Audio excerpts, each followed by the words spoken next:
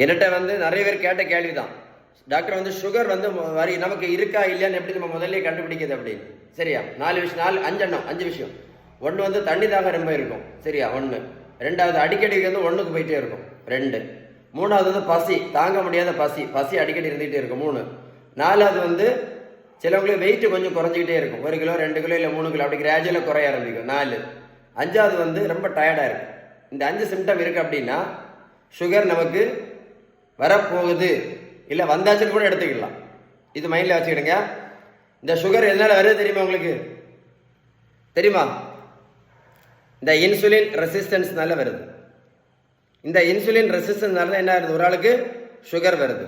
So சுகருக்கு மொத்தம் முக்கியமானது 3 ட்ரீட்மெண்ட் தான். 3 ட்ரீட்மெண்ட் தான். ஒன்று வந்து பேலன்ஸ்டு டயட். இதுதான் best treatment. Balanced diet number 1. 2வது ட்ரீட்மெண்ட் வந்து உடல் உழைப்பு. 3வது நல்ல தூக்கம். இந்த 3 நீங்கள் கரெக்டாக பண்ணீங்க அப்படின்னா, இந்த 3 பர்ஃபெக்டாக பண்ணணும். பர்ஃபெக்டாக பண்ணீங்க அப்படின்னா என்ன பண்ணலாம்? ஹெல்த்தியாக இருக்கலாம்.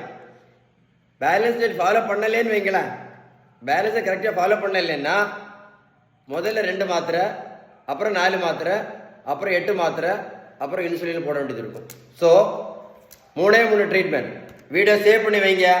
நான் சொன்ன விஷயம் கரெக்டாக இருந்தால் ஒரு லைக் பண்ணி ஃப்ரெண்ட்ஸுக்கு ஷேர் பண்ணுங்க. ஓகே.